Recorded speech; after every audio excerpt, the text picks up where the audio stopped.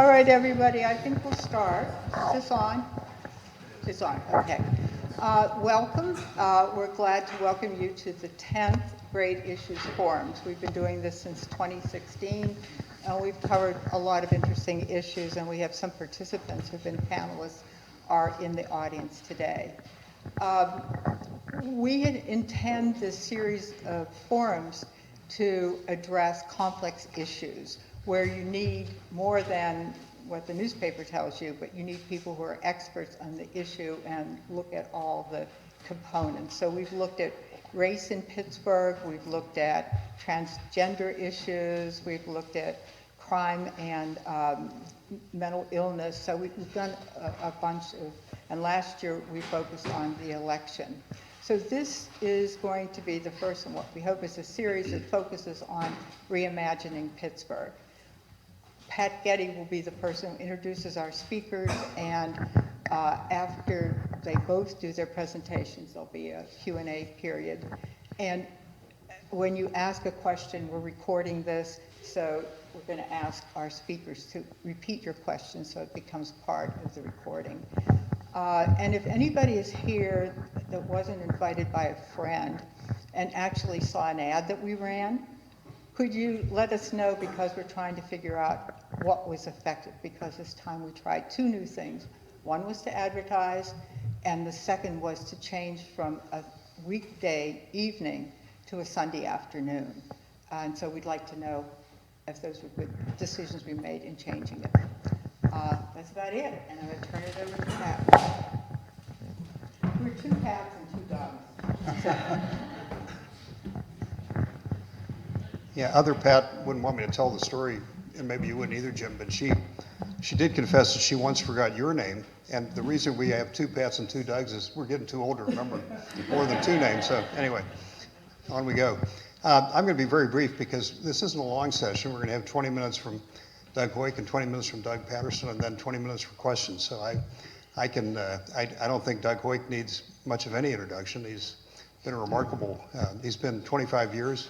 I think I'm right on that, Doug, and since he started out with the Post-Gazette and the Press and then started the Pittsburgh Quarterly. And Doug Patterson, who I've just met before this, but I'm sure you're going to find this interesting because he's had a lot to do with treating the homelessness problem in Pittsburgh. So I think we're in for an interesting afternoon. I'm going to stop right there and turn it over to Doug Heuck. Thanks, Pat. Is that loud enough? Pat, by the way, regarding advertising, I sell a lot of advertising for Pittsburgh Quarterly, and the general rule of thumb as to your kind of the question you're facing is, the old saw is half of my advertising works and half of it doesn't. The trouble is, I don't know, anyway, that's another show. I just want to throw out that we met, and this is probably the first time we've seen each other since the late 80s. We met when I was a young cub reporter at the Pittsburgh Press. And the church that Doug was relatively new pastor was Dutill United Methodist Church in Butler County, and it had burned down, and we met. It was a memorable story, and literally this was my first year, and the steeple was there and the ashes anyway. So it's great to see Doug again. I came here to Pittsburgh, innocently enough, for a 12-week internship at the Pittsburgh Press, expecting to stay about that long. And it's actually, Pat, now it's 38 years. And for I did reporting for a number of years, but after a while, I think it was 10 years, I did a bunch of big series. And at some point, the press ceased to be, and I moved over to the Post-Gazette after the big strike. And I went into the editor, John Craig, at some point, and I said, Pittsburgh's still not doing that well. 10 years after I'd been here, we have all this circulation and all these reporters. We ought to try and do something to get it on a different trajectory. So we started a benchmarking series, and I did that for a long time. And then after I left, John restarted when he retired 17 years ago. He restarted this project. We called it Pittsburgh Today, and we worked together on that. And I've been running that since he died for probably 12 years. And the idea was that we gathered a lot of statistics. So, ad nauseum. I've been, for better or worse, following Pittsburgh's trajectory for a long time, since '95. Back then, as Pat and I were talking, a colleague of hers, Al Bloomstein, was explaining why we were so low in crime. Back in those days, we were doing well in two things.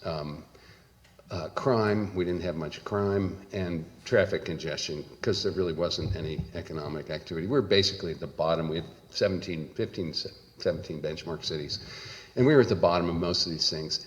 In those intervening years, things have gotten a lot better, but now they're just as bad as they ever were, and Pittsburgh has a lot, and when we talk about Pittsburgh, let's say the metro area, give or take Allegheny County, southwestern PA, it has, as we know, a lot of great quality of life things, wonderful assets for, cities much bigger than our size, tremendous philanthropic assets. When we had the most philanthropic assets per capita until, I can't remember now if it was 10, 12 years ago, when Warren Buffett threw in his money with Bill Gates and Seattle overtook us. But we have all these assets, a great quality of life. Obviously there are shortcomings, but what we're facing now, and I wrote something about this almost 4 years ago in the magazine Pittsburgh Quarterly, and it kind of got swallowed up by the pandemic a couple weeks later, and I thought, I thought it was going to catalyze something. Anyway, nothing, absolutely nothing happened. And I was saying that it was basically along the lines that we're declining significantly, and it all has to do basically with population, and it all goes back to the mid-'80s when 150,000 to 200,000 young people left because of this unemployment rate in Beaver County was over 18%. It was a bigger economic catastrophe than really any other city has faced, even worse than what Detroit, the malaise they've been in for years. So those 150 to 200,000 mainly young mobile people left for greener pastures. And so what we're facing now, the problem now, is we are losing people. We have the largest, what they call natural population decline, which is more deaths than births, of any metro area in the country. And I, even as much of a statistical nerd as I was forced to become, I didn't realize there are 284 metro areas. We're number one last year, losing 12,000 some people, if I'm recalling correctly. Number two was Tampa, St. Pete, with something like 8,000 net losses, and Bradenton, Sarasota was number three. So that statistic underlies the biggest problem here. An economy is people. We have slight net out migration, but we also have, if we look at our benchmark cities, and we look at the last 10 years, the average job growth in those 15 benchmark cities was 28.2% over 10 years. There was only one place that actually lost jobs in 10 years, and it was Pittsburgh. We're losing our workforce. And the problem with that is that if you are a company and you're looking into the future to make investments, you're less likely to invest in a place where you're not going to be able to get enough workers. So that's what's happening. It trickles into all sorts of things. It creates a vicious cycle of where people kind of, instead of thinking expansively, they kind of get into a scarcity mentality, and I'm going to look after my stuff, and I'm not going to think of possibilities. I'm going to worry, and things get smaller. There's less of a tax base. You lose cultural assets. So that's what we face, and it's not helpful that we don't have a great kind of business climate. And when I wrote this thing 4 years ago, I thought, well, if I kind of ring this alarm bell, somebody will clearly do something.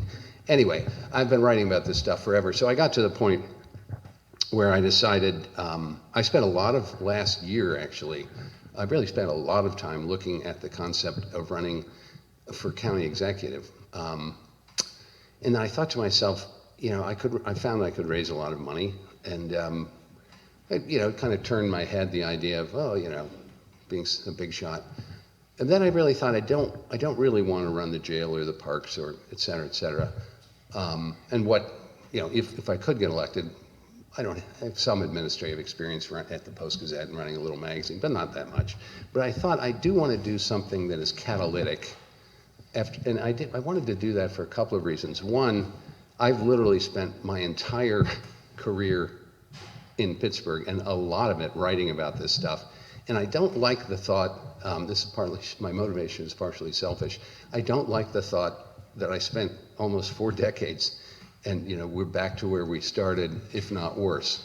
So I thought a lot about it, and we could certainly talk more about this in terms of questions, but there are a lot of good things here. And we've done a lot collectively over many years to make the quality of life better. There are a lot of groups. The idea was, if you bring in jobs, which makes perfect sense, we'll bring people. And we've tried to do that, and we've had some success over many years. Collective efforts funded by foundations, the universities playing key roles, the companies, all sorts of civic leaders. It's been a huge thing to, as they said, turn around this battleship and demographically.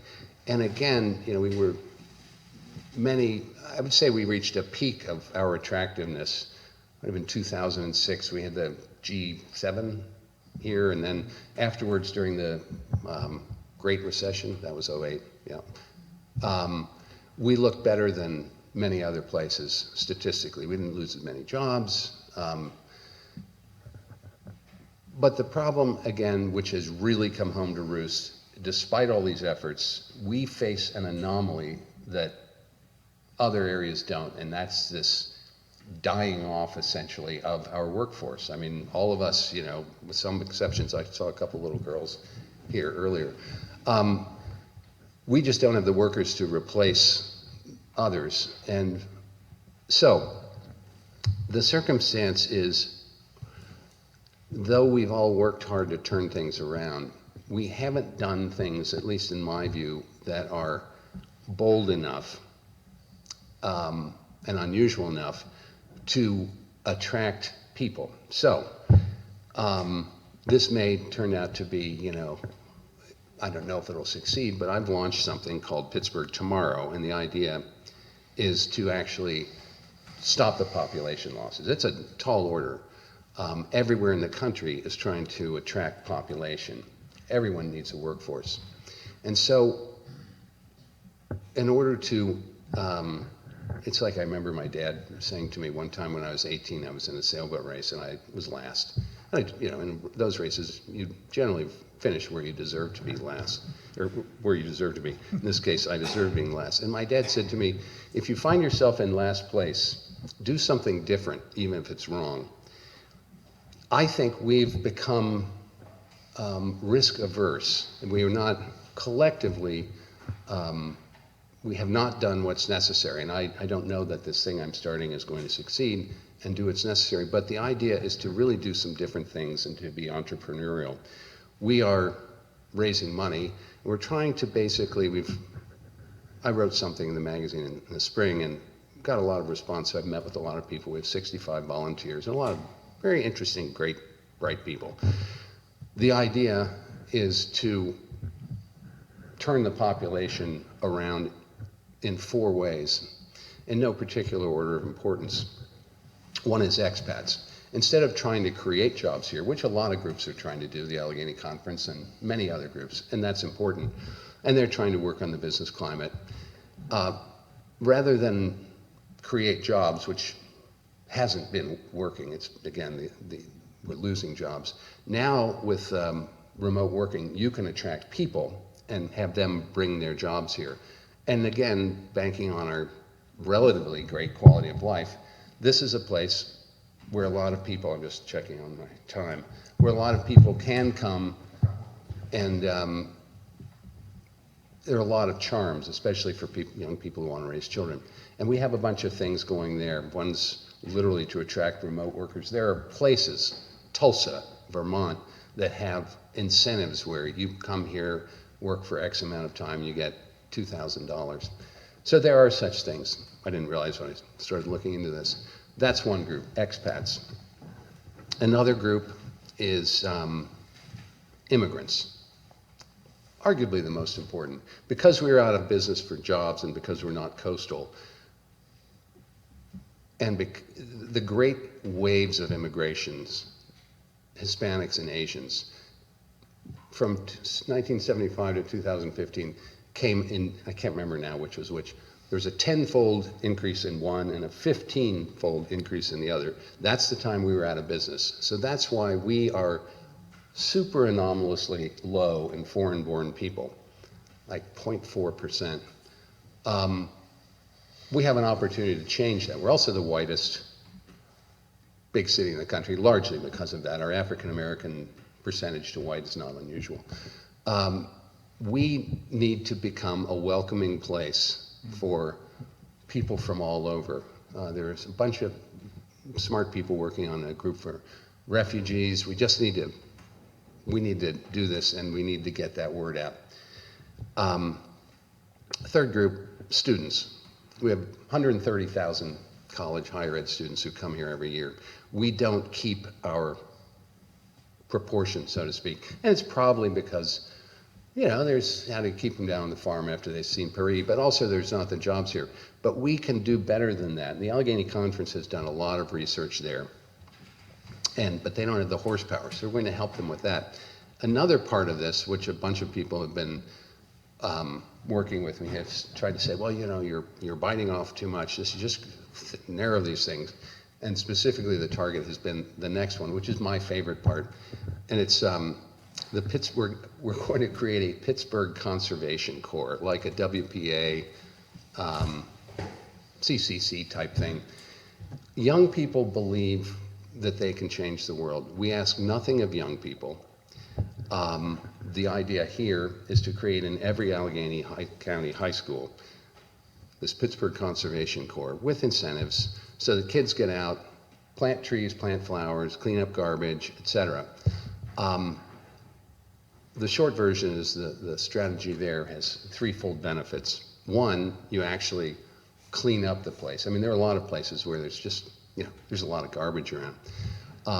And you make the place climatically more resilient. So that's good in terms of, global warming and all sorts of things.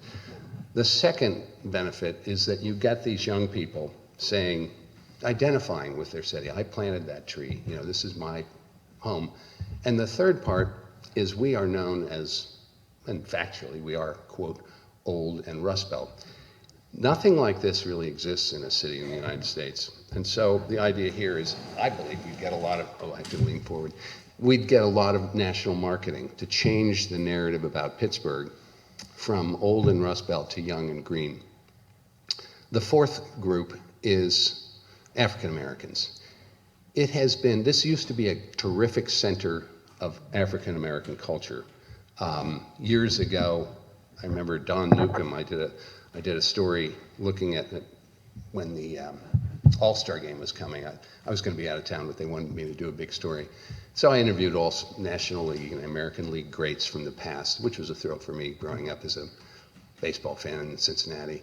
One of the guys, Don Newcomb, the second black ball player, winner of the MVP and Cy Young Award the same year, he described a Pittsburgh where in cities, my home city, Cincinnati, St. Louis, you name the cities, people had placards, you can imagine what was said, not welcoming.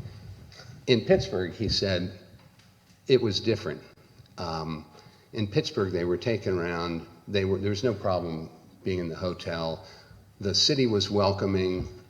He described it at length, and he even described the clubhouse man. He said, the clubhouse man folded my uniform and shined my shoes, and I was so appreciative I tipped him. And he said, I don't know if that'll mean anything to your readers now, but it sure meant a lot to us then. So where we are now, though, is in a situation where there's generally a reputation that this is like, in fact, the Pitt professor, the last 2 or 3 years, came up with a study, and basically it said this is the worst place in America for a black woman to live. It's been a long history of troubled, bad statistics in terms of black infant mortality, which got better, and then I think it got worse.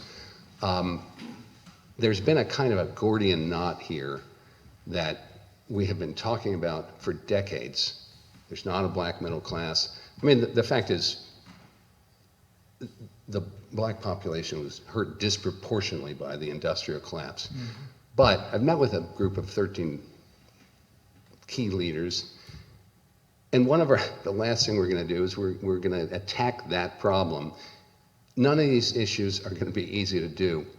And part of the group said, again, well, you should just do one, just do one of them. And my opinion is, with every place trying to get population, the only way we're going to succeed where others won't is if we are way more ambitious, outrageously ambitious, and say things. We have a group in our messaging, and they've come up with 5 or 6 taglines, and those are the finalists.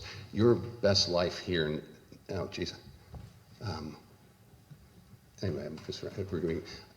we have a great group, but I don't think we've come up with the right tagline. I think we have to shoot way higher, like, we're building the best city to live in America, join us. We have to be so kind of jarringly ambitious that otherwise I don't think we'll get noticed. The last thing I'll say in that regard, the key to this whole thing, in October, end of October, just a year ago, the first step was I met with the leaders, had a dinner, met with the leaders of 25 local media organizations, and I said, I was thinking of running, blah, blah, blah, but I'm not going to do that. But I have a plan, and if you guys say yes to what I'm going to say, we can move forward. If you don't, it'll stop here, because I view you as the necessary first step, and you might be doing me a favor if you say no, because I can go write these novels that I got into this business 38 years ago to do. But they did all say yes, and the idea is that collectively, none of our businesses are thriving. I mean, they're all fine, and maybe their heads are above water, some probably aren't, but none of them are on any ascendant path. So the idea is that we all donate ad space and airtime for a kind of relentless, ubiquitous public messaging campaign. That hasn't happened that I'm aware of anywhere else. Of course, nowhere else is in the situation where we are. And the idea there is to get the public behind and believing in and putting their shoulders behind this concept of building the best place to live in America. I believe the component pieces are here. That's why it's been frustrating to me, kind of, and that's why I'm crazy enough to try and jump in. But that's kind of the short version. We have a demographic, serious crisis in terms of population, and it's nothing short of that. But when you have a crisis, it also allows for an opportunity that you really, it's the old things, you can't waste a crisis. It's something like that. So that's what I'm working on. That's the lay of the land from my perspective. Whatever problems we have, and Doug and I were just recently talking about the homeless or downtown or any environment, whatever, race, whatever the problems are, to me, underlying all of them and much more significant than all of them is this population problem. So that's it for me. Thank you, Doug. Anybody else named Doug? Well, there is another person named Doug. Doug Patterson is, Doug Heuck was talking about problems to be solved. Doug Patterson has been solving a problem, working on homelessness for a good long time, and is a 48-year pastor, if I heard you correctly, of the Smithfield United Church of Christ. I don't look 48 years ordained. Not even close, no. Yeah. But he has spent a long time, was the founder of the Bethlehem Haven, I think I have the name right, of homeless shelter, and he's going to speak to us about that. So Doug Patterson, please. Thank you. Well, thank you very much. I appreciate the opportunity to come here today and to share with you all. I don't know if anything I have to say might be of any interest or of any value to you, but we'll give it a try. First of all, Doug, thank you so much for your comments. And I couldn't help but thank you. Doug already mentioned that we met first of all, in the burned out music room of my burned out church back in 1986, and I had no idea what to do, no idea. And you gave me no clues as to what to do. But anyway, it was meaningful. And even though we haven't actually, been that much in touch through the years. I feel like we're friends, and I appreciate it. And I appreciate you all asking me to come here today. Doug already mentioned this, I think, and that is that he gave me a call a few months ago and asked my opinion, or asked for some of my thoughts about the serious problem of homelessness, particularly in downtown Pittsburgh. And on reflecting on that in the last few days, I thought, you know, that's the first time I was in Smithfield downtown for 25 years.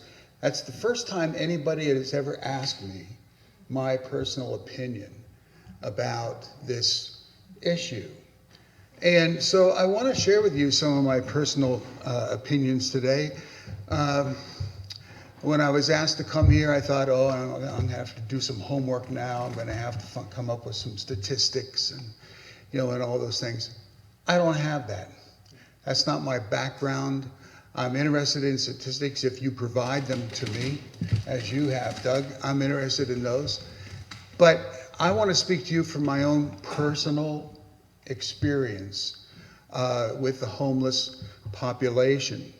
And I want to tell you that I'm 71 years old. Again, I know I don't look that way. Am I right, Doug? I said, when we met, you were young. Yeah. I'm 71 years old, and at no time in my life have I ever been worried or concerned about where I was going to sleep that night. At no time in my life have I ever been worried about where my next meal was going to come from, or where I was going to get medical care for a particular ailment that I might be suffering. At no time. So, you know, there's that old adage, you know, you can't judge a person until you walk a mile in their shoes.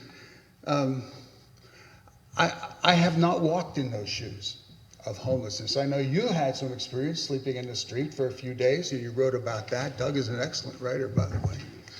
But I don't know what it's like to be homeless. All I can speak to you about today is my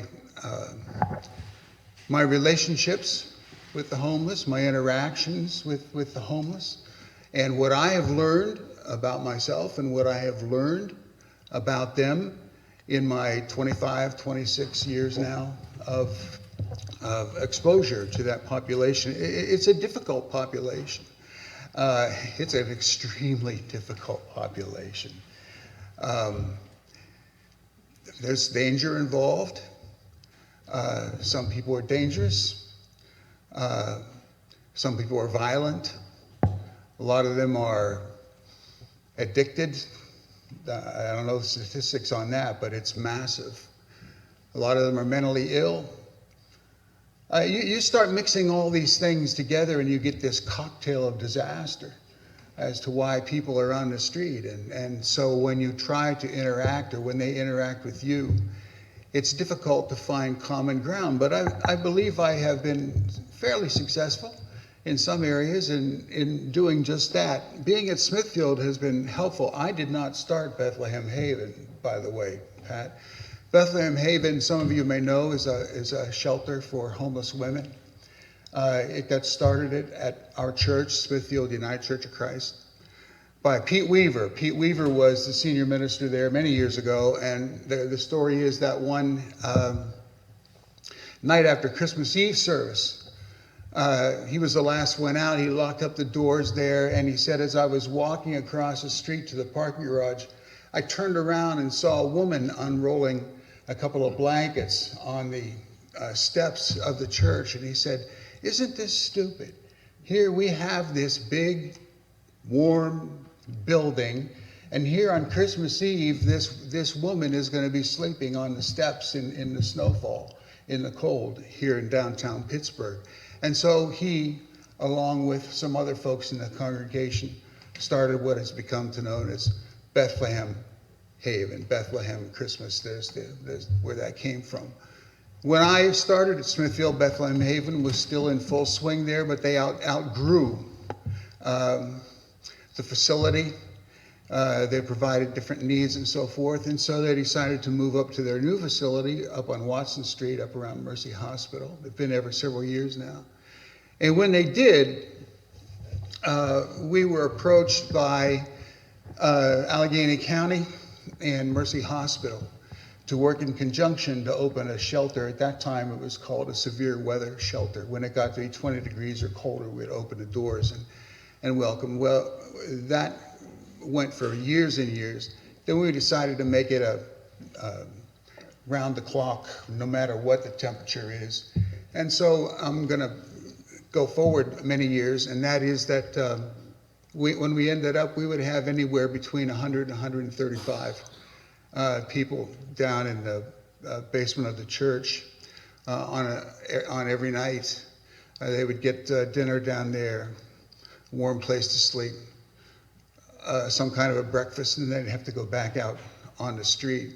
So because the shelter was there at Smithfield, and I was the senior minister there, of course I had a lot of opportunity to interact and to start relationships. But, you know, I have to say that my whole time downtown, not one time was I ever afraid. I was never afraid to walk the street. I was never afraid to be in the building. We had several occasions where, you know, my office was broken into a couple of times, you know, things like that. But it never struck any fear in me, and I never felt that I had to exercise any great kind of caution.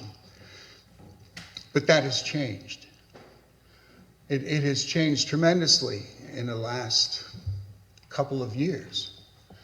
The pandemic had something to do with that. I'm not sure exactly what it was, but it had something to do with that. But I will say that when I go downtown now, and I don't go down nearly as often as I used to, but I'm on the board of Planned Parenthood, and those offices are right there.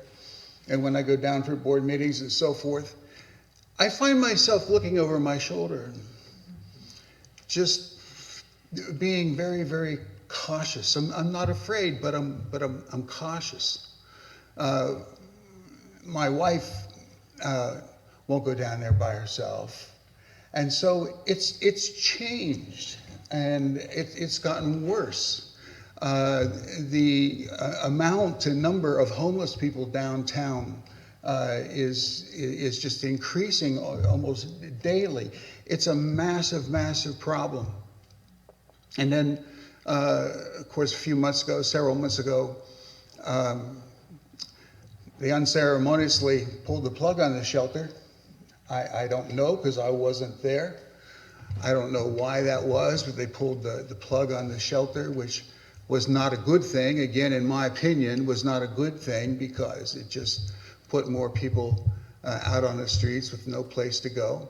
My hunch is that it had a lot to do with controversy and issues with the business community downtown. And believe me, I get it. I get it. If I were a business owner downtown and I had to deal every day with people either sleeping on my doorstep when I got there in the morning, or cleaning up after them in all kinds of disgusting ways, if I had people ODing and having drug deals and so forth right there, it's going to affect my business. And I would be extremely angry about that. So believe me, I get it. And I know that we were in constant conflict with business owners surrounding the church there over this very issue. And so I can see both sides, of course. And I get it. What I'm saying is it's a nasty atmosphere downtown at this point. So there's a couple things that I want to group my thoughts around. And first of all is, I got extremely frustrated early on. I can't tell you how many boards and agencies I've sat on over the years, all dealing with homeless issues. Some of them were church boards, some of them were county boards, some of them were city boards and agencies, some of them were just social agencies. I had a lot of experience, and I was always so frustrated. I'm not a meeting person anyway. I mean, that's a necessity of life. I get it, but I heard somebody say one time that the greatest definition of a meeting is idea skeet, which means somebody will say, hey, I have a great idea, and everybody else says, pull, boom, you know, and blast that idea right out. That's kind of my, another definition is, you know, a committee is as a cul-de-sac into which good ideas are lured and then strangled. I think that's a wonderful one too. But the bureaucratic issues surrounding homelessness are so frustrating and so forth. Now, as I say, I'm an ordained minister for 48 years, and I have to put them into terms that I can understand. Some of you may be church people, some may not. But this is from my experience in working with other denominations and so forth, is people from different churches, whether it be Lutheran, Episcopal, Roman Catholic, United Methodist, I don't know. I hear different statistics that there's anywhere from 30 to 40,000 different Protestant denominations and independent churches in the United States today. I don't know if that's true or not, but it's a lot. And whenever you try to get people together in ecumenical settings, we're going to work out our differences and we're going to have a united front, somebody will start off by saying, well, it's good that we're all here. Why don't we just start off by saying the Lord's Prayer? Let's say the Our Father. And they start saying it. They get 2 words in and somebody says, time out. What do you mean, our?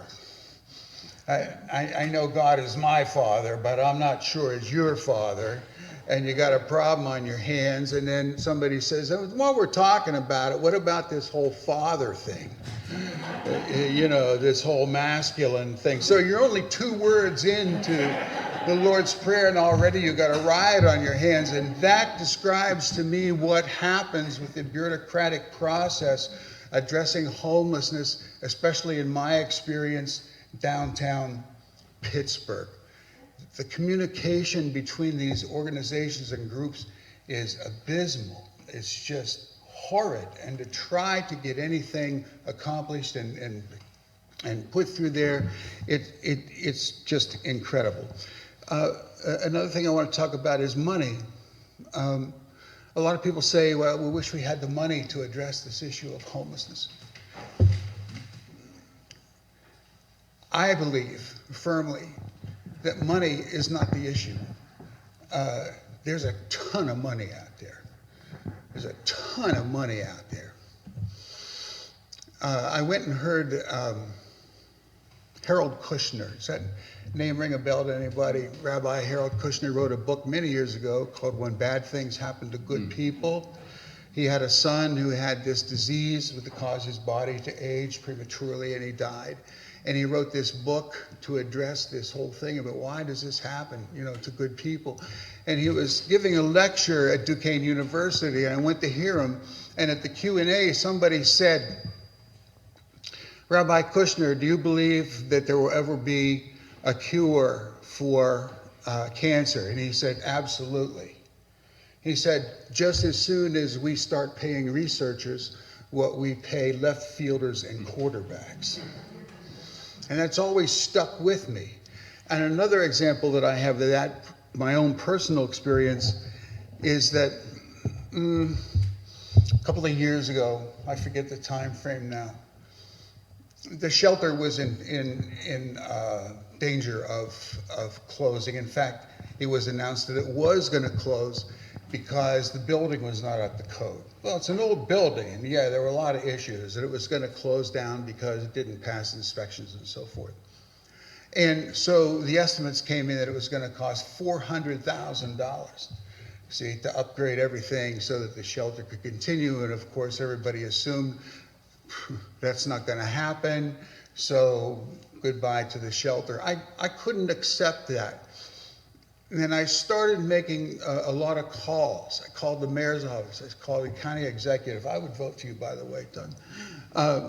I started making all these calls to all the people that I know. One of the advantages of being downtown for 25 years, you make connections, and you get to know people, and who to call and so forth. Nobody could help me. Nobody had anything. Sorry, well, maybe we could, put an application in here or do this or do that. None of that. So finally, I was desperate, actually, so I thought, I'm going to call Andy Sheehan from KDKA. And I called Andy, and we have some experience together, and I said, Andy, what's going on here with the shelter and so forth? He said, I know. I said, do you think you would come down and do a story on this, maybe do an interview and so forth? He said, absolutely. So he came down and brought his camera crew and so forth. And we did a little thing, and he put it up on KDKA. And within 3 days, I had $440,000 in hand, because various people from various giving agencies, various estates, so forth, saw this and said, we'll give it to you. They weren't pledges, they weren't promises. It was there. The money is there. It's just our priorities. It's just how we go about getting it. I'm going to move on to my last point. I'm going to scratch my third one, if that's okay with you. I think the thrust of what I want to say to you today is this, is that we have to start seeing the homeless as human beings. As human beings. They're viewed nowadays as nothing more than an issue. Nothing more than a societal problem. At worst, they're treated as animals, as subhumans, as nuisances, and so forth. And I want to tell you that's at least in my estimation, is just not the case. Well, what do I want to say about that? In the book of Genesis, here's a preacher coming out in me. And if I get revved up, Natalie, can I go up there? Yeah. In the book of Genesis, it says, in the image of God, we're all human beings created, which means to me that every time I look at one of you, I'm looking at a slice of the divine. And every time you look at me, hopefully you see the same thing.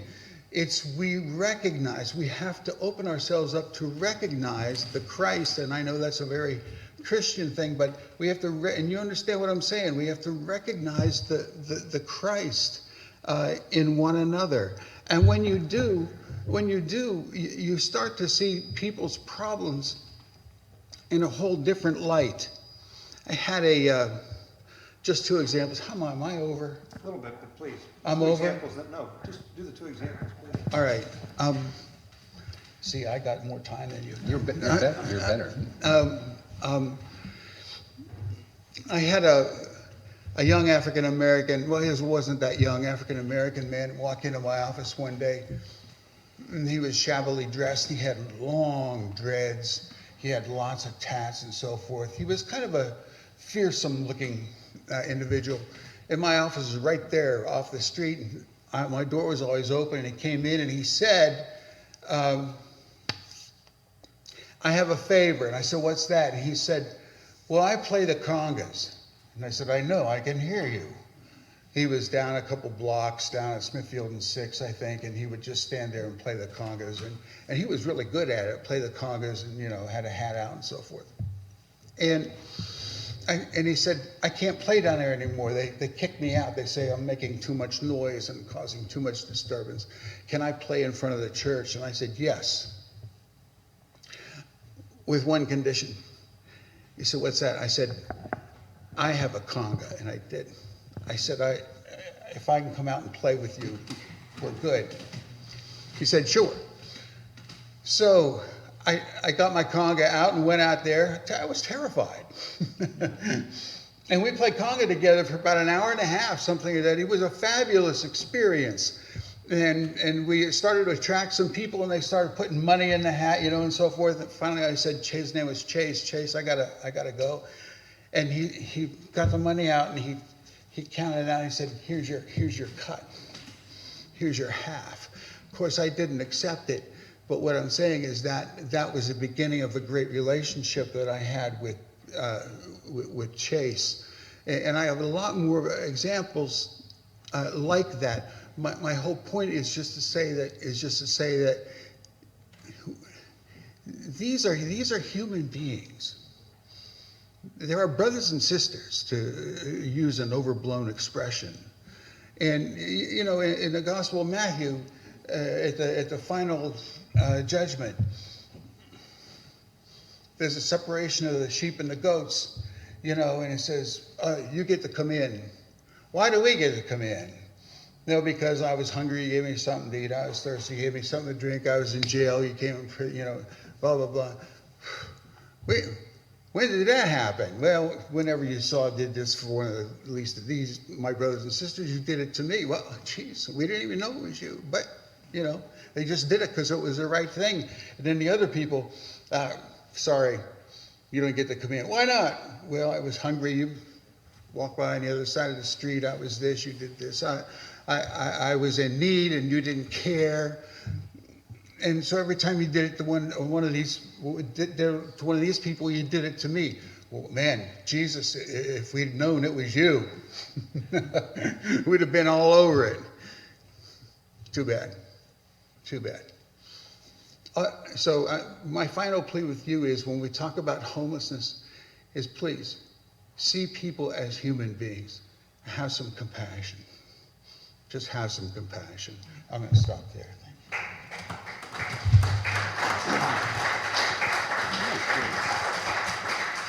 Thank you both very much, and we're going to have questions. I get to ask the first question, right, Patterson? Yeah. Because we were talking about the crowd downtown of homeless out on the streets, I'm hearing this is happening a lot of places in the country and maybe even around the world. Our daughter lives in Portland, Oregon, and they're just overrun. And it's not that the numbers are necessarily higher, but suddenly it's much more public. And I know, Doug, I think you wrote something about this too, but if the two of you could just answer that question, whichever one, if you have an answer, and then whoever puts their hand up, I'll take you in order. But can you answer that one first? I'm just going to throw in a very brief thing and then turn it over to Doug, because he has more experience. Although I did live 2 weeks on the streets back in 1988, Yep. and had a long experience with a guy. Anyway, it was very interesting. Finally died 3 years ago. Anyway, too long a story, but it's an interesting one. I was just overseas for a trip for my wife's birthday, and it was interesting. It was noticeably not the case. And now where I was in Madrid, Barcelona, and Rome, and cities in between, I have no idea why. But Well, I'm not sure exactly what your question is, but I know one thing is I believe, and I don't have the stats to back this up, but I believe there are a lot more people on the street than there ever have been downtown. The other thing is, as public consciousness is raised about this, we're more aware of it. And because you become more aware of it, you think that the numbers are higher. And so that's either good or bad. I don't know. Doug also said, and not to prolong, delay the next question, when I did this story which was entitled in May, Wake Up, something like Time to Save Downtown, he had a great quote, and now I've already forgotten it, but it was something like, you may remember it, if you put out a saucer of milk, don't be surprised if you... Yeah, we downtown there was one of the sister churches downtown over there on 6th Avenue. I'll call it Trinity Cathedral. It was First Presbyterian, but we'll call it Trinity Cathedral. And they had, and Tom Hall kept saying to me, Doug, we're having so many problems because we're just inundated with all of these people, and it's so problematic. And I said, well, what do you think that is?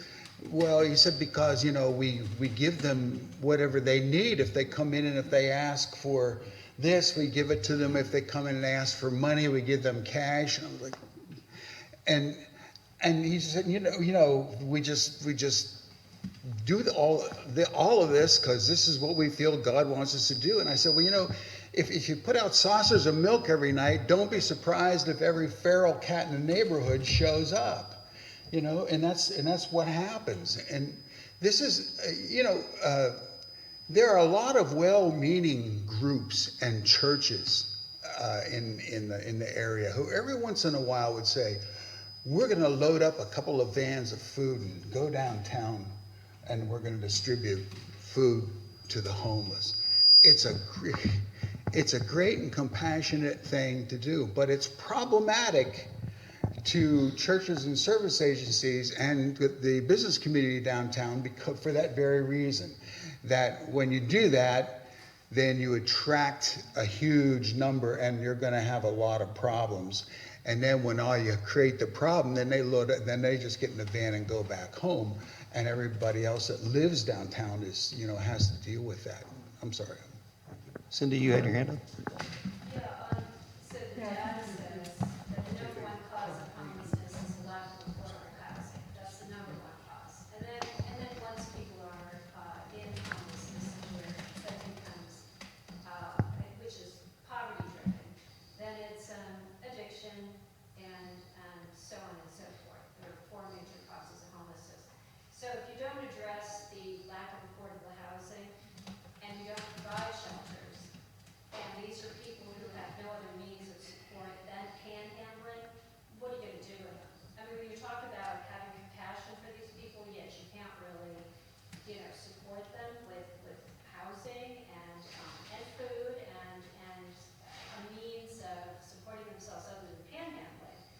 Now, during COVID, actually homelessness decreased across the country, across the world, because people were putting, the government said no more rent, you can't evict people. So there was moratorium on evictions, and there was government assistance, and homelessness actually decreased.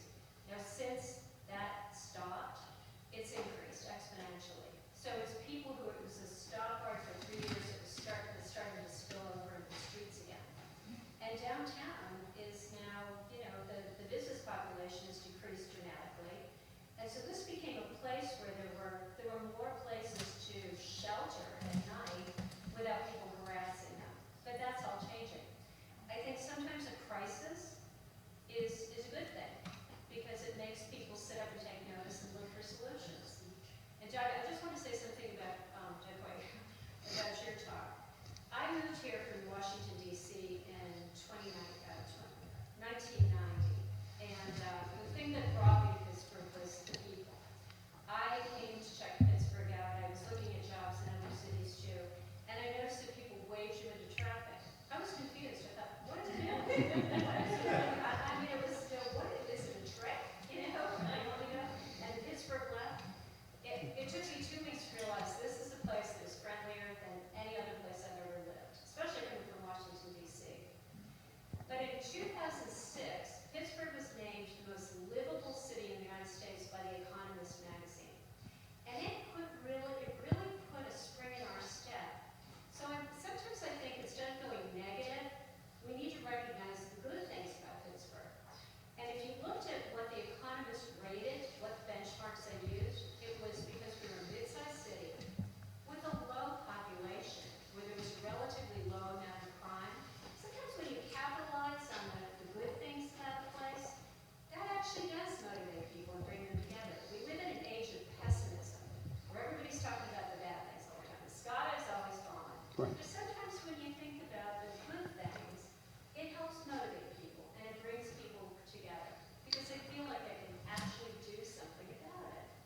Cindy, can I ask, did you have a question? What you said I was impressed by. But Let me just respond real quick. Go ahead. I agree with you, and we will be certainly focusing, if we didn't have the good things to attract people in the base, there'd be no point in it, but I agree with you. Well, I'll go here, then Ernie next. You next, please. I'm sorry? We need, they're not going to be recorded, so you can repeat it or. Oh. Ask the question, then one of them will repeat the question before they answer it, please. Okay, well, this may be very naive, but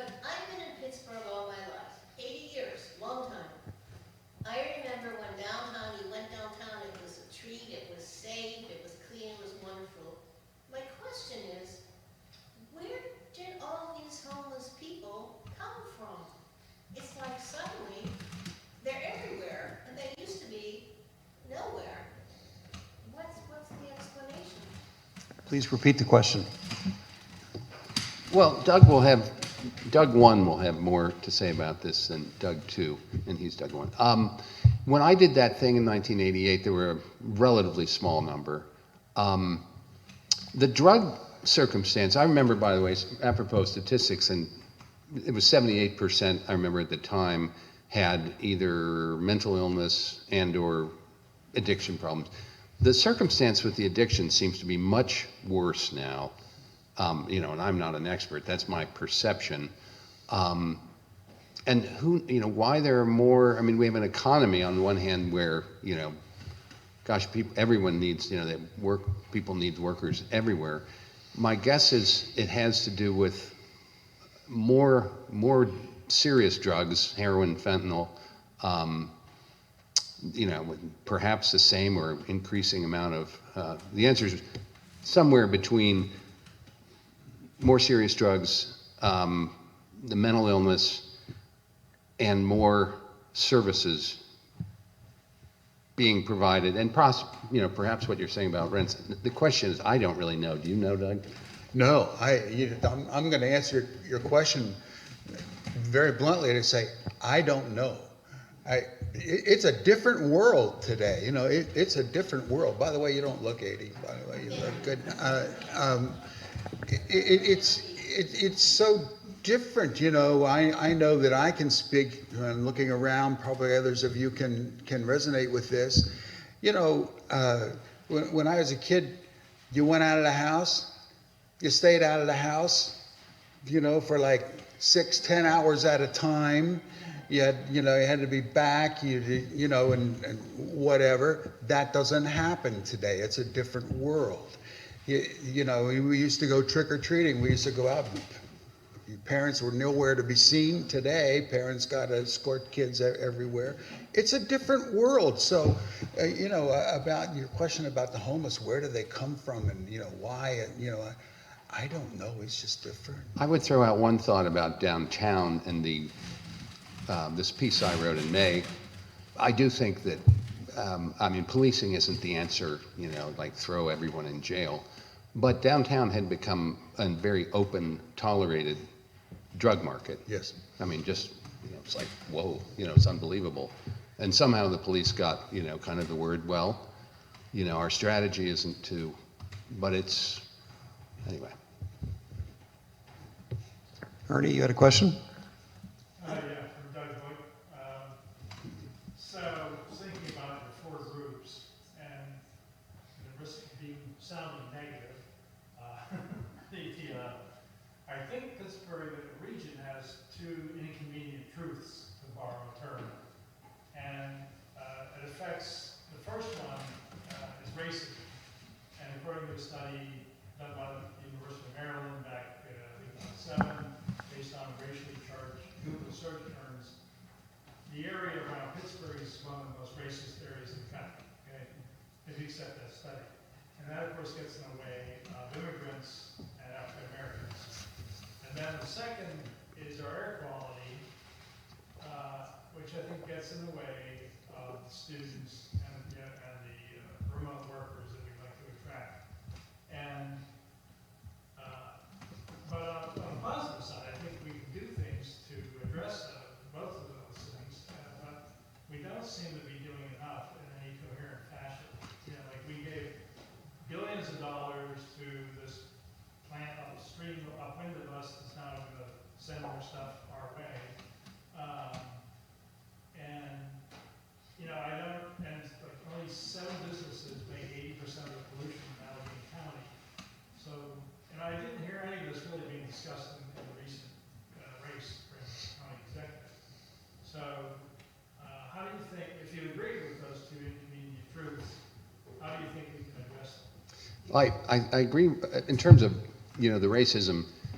I do think it's everywhere. I wouldn't be surprised if it's heavily here, and specifically, I was interviewing someone who runs a immigrant center in the South Hills, and the story she told, she's Mexican, it's just like, wow, just really surprising. So I don't really doubt the veracity of that we have a problem. We have a greater need than other places to become welcoming, because again, and I don't want to say that I'm trying to get us into a juggernaut of population, gain, because that's its own problem. I just think we need to stop the losses. That's why, to me, the messaging is so important. And I think we need to get people, and I mean, on the black middle class, I'm envisioning that, one of the guys I met with, his daughter said, she comes home from school as a little kid and says, why can't, we be white? And that's very difficult, because there's a perception that, that's obviously like black is bad. I think we can come up with, that's why I'm optimistic about the messaging campaign, because people, they get their ideas about the world through messaging, and a lot of it's just this junk that's on TV. The air quality, we've done a lot of work on that. It's a problem, and it's deeper than. Anyway, but the other parts of the environment that are good is the fact that we've actually got water, and we will for decades and decades in the future. So you got a couple over here. Yeah, arms are full. Question here. Dan Hall, three very concrete questions. Number one, love the Conservation Corps. Any thought, or what do you think about the idea of hooking it up to something like the Pittsburgh Promise to have sort of more commitment reward? Question number one. Question number two, I came in 1999 and was immediately struck by how self-referentially congratulatory and promoting Pittsburgh has been the entire time I've been here on what number of Renaissance we're on, I'm not exactly sure. So what's different about the messaging that you're proposing now from what's been going on for the last 20 years? That's question number two. Question number three is, what can we as churches do by virtue of our being churches rather than some other secular community organization to contribute to something like your Renaissance of Pittsburgh tomorrow? Yeah, well, thanks for the questions. Doug, while I'm answering 1 and 2, maybe you can come up with the answer for 3. But the first one, that's a great idea. It has been suggested, and I've been meaning to talk with Salim Gabriel about it. And I also think that the college students could play a mentor role, because the Allegheny Conference research shows that they want to, even though the environment's an impediment, they want to be in a place that has social values that are in keeping with them, and that's an opportunity for those college students. So I think, yes, there is and I've just hired somebody last week, so it's like I've been working so hard. I'm just glad I haven't had a coronary so far, but the pressure's gonna ease off. Number two was what's different about the messaging you're proposing now? Oh, then the self-congratulatory. Well, there's a lot of messaging. The media, in my view, we're a herd animal. It didn't used to be as evident to me that the media was monolithically herd-like, and they're not, and some of it's because they don't have the economic model of the old newspapers doesn't exist anymore, and you have younger people and they didn't been trained. Our messaging is going to be, and this is not going to be journalistic messaging. This is going to be like when we were in Madrid and we did this Sophia Museum, and there's all this kind of old propaganda messaging that was done, it's done during the wars, this heroic stuff. We're going to do different kinds. We're going to do journalistic messaging that these various places are going to point out, like this woman I mentioned, this Hispanic woman. That's just like, for a decent journalist, that's red meat to show people, and there are going to be different ways journalistically that we can show that even though, we're all virtually, as far as I can see, white in here, and I proposed a story where we talked with so-and-so who had an incident that was like, kind of a shocking incident. Describe the incident, describe your aftermath, like reaction, initial reaction, immediate reaction, which is probably anger, and then describe what your long-term thing. So we need to understand. So there's going to be that kind of messaging that's more overtly, for lack of a better term, and I hate to say, being tape recorded and all this, but there's going to be journalistic messaging, which is real enterprise journalism. And then there's going to be messaging that kind of gets people to think. And I don't know exactly what that's going to be, but it's not going to be journalistic. The third one, I really don't have an answer yet, but I'm going to think about it. It's a good idea. It's a constituent group that I haven't yet thought of. We're piecing all this together, raising money and doing all this stuff. The third one, the one you suggested, other Doug, answer? Yeah. I'm I'm sure you sorry? came up with the answer in the two I minutes. think Doug already answered it. You said, what can churches do? Is that what your question? What can churches do that only churches can do because they are churches rather than just? That only churches can do? Well, I mean, to answer that quite simplistically, I think it's to address the spiritual components of society. And, you know, to do that, churches have to stop being so absorbed with maintaining and keeping head above water, which the institutional church is in serious trouble all across the board. And you know, and quite frankly, that's the main reason that I stepped down from Smithfield, is because I no longer had really a vision or answers or even the energy to keep going. And if I didn't have those things, I couldn't bring the proper kind of leadership to that congregation. I wish I had an answer to your question. I don't. I just know that churches are too prone to hand over their responsibilities to government agencies, social agencies, different things, rather than just taking care of what matters, and that's a spiritual component. I said in a meeting Friday to our quasi-board, I mean, this stuff ultimately, and a lot of the things that we've all discussed, as I said, it all really kind of comes down to the golden rule. And as Doug was saying, treat people as people. And we do have a head start because people do treat each other well there.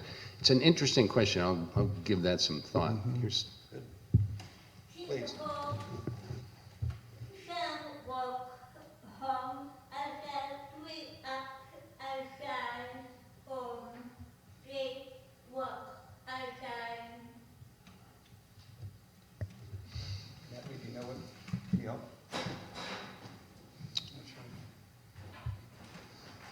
Home, they react, walk. Do react outside, react, walk. For us or for Home, being. wondering a little bit about what it looks like to clean up the mess that is on the streets. And I think that one of the ideas that Roxanne might be considering is trying to even employ or deploy some of the homeless population to get some income to help actually clean up the streets in ways that would be useful. Money. Yeah. there Good is thought. the question is, you know, how can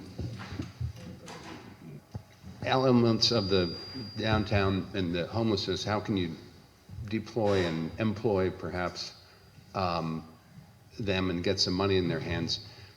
There's a group there, what are they called? The ambassadors, that's doing a really good job. And they are, oh, you know, I had an answer now. When I was repeating the question, it That's a just like PDP flew out of program. my head. That's a PDP program. Isn't it? Yeah. Oh. See, this is the trouble. I'll come back to that answer when I. We're a I little had bit it over just there. flew away. Two more hands up that we'll call on, then we'll see if, but Chuck, you go first, then you go second, okay? Chuck? Always puts me in mind of the old Walt Kelly cartoon strip, Pogo. We have met the enemy and it is us. Because it seems to me we've had a statistical approach and a Christian approach, but they both seem to be to point to the fact that it's society's responses to these particular problems that, I mean, we need messaging, we need to reach the homeless people that's being in the image of Christ. So, it seems to me that what in society has changed, because you both said that since 1995,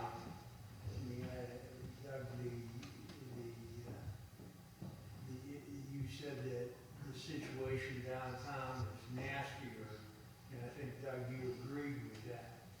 So is it something in society that has provoked this response, in your view, or, you know, what is the cause? Because I think all we've talked about so far is dealing with the symptoms, not with the cause. Well, if I understand your comment and your question is about what is happening in society that has caused things to turn uglier and more nasty. Is that close to your question? Well, I don't, at least in my mind, you know, the American society has gotten so polarized, and so angry, so negative, that, you know, if you are tensed up about something or angry about something, your tendency is you want to take that out on somebody.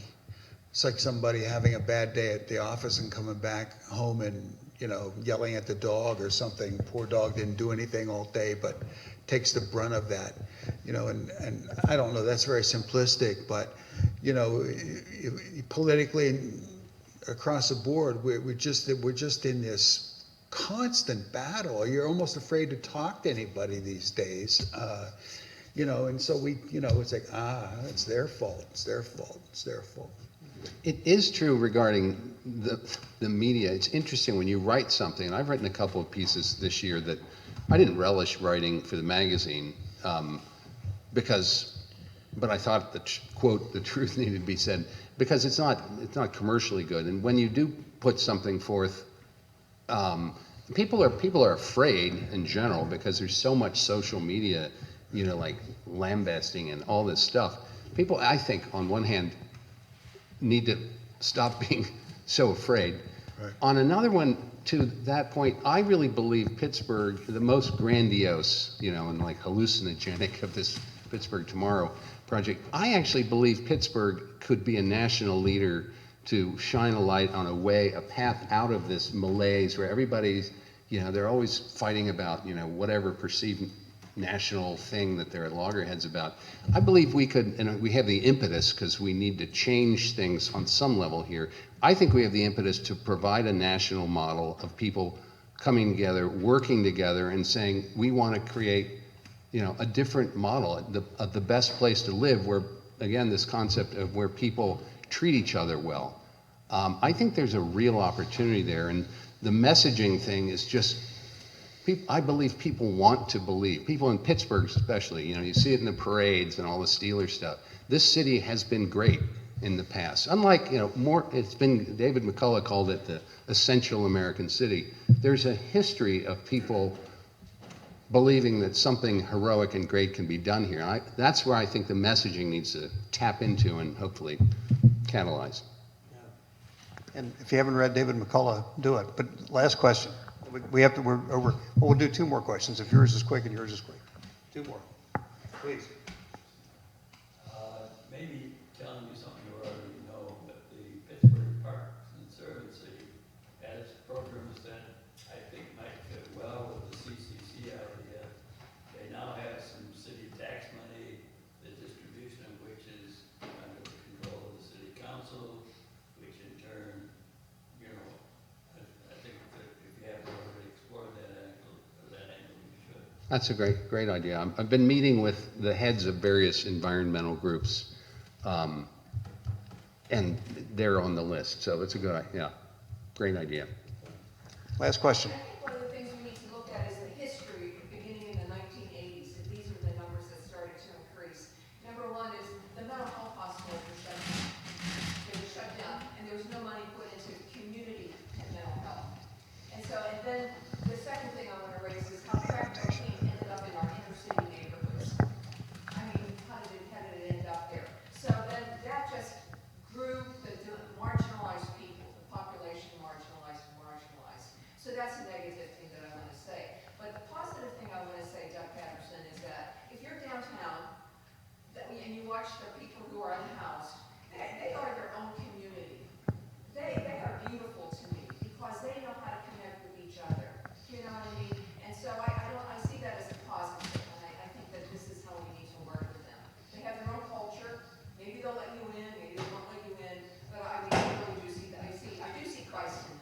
That's a beautiful point, and it is a different culture, and it has its own language, it has its own everything, you know, yeah, that's a beautiful point, thank you. So, I mean, because maybe they came out of foster homes, or maybe they, you know, maybe they didn't get the love that they needed growing up or something, they're together now. You know, I know that you're not asking me a question at this point, but. Don't you think? It prompts me to say this. You know, one of the greatest things that any of the homeless folks would say to me, and I would get this repeatedly. First of all, they all knew that I was a minister down there. I mean, they all knew that. But they would say, the reason we like you is because you talk to us. You don't pass us by. You talk to us. And that's a simple thing, you know. Now, do I recommend that everybody go down to, you know, walk the streets of Pittsburgh and try to talk to homeless? No. But every once in a while, you get an opportunity to do so, and you feel that punch in the gut that this might be the person, and you just a simple hello, you know. I just want to throw out a thought. To the first one, just my experience, I expected way back when I did this 2-week series that there would be some kind of culture, and I didn't find that at all. Now, things may have changed. I found a bunch of disparate kind of people. Maybe it's completely changed. I don't have the insight. As to the point, this one fellow I started to mention, listening, you know, I tried to help a couple of guys, but one in particular, literally over 25 years. And he was a great guy. I'm sure, I know he was mentally ill, exasperating. He loved dogs. People have seen him around. He was a tall guy with kind of red hair and dreadlocks, and he had his dog with him. And I even had him in, like, there was a bench worn out for his arrest, and we had him in our like little carriage house on South Negley at the time. Because most of the police treated him well, but sometimes you get a young guy who like be rough. Anyway, I got him a place with Ken Thompson, who's lives in the East End, as a psychiatrist. Ken and I used to always, and others were always trying to help this fellow, Joe Rigoli.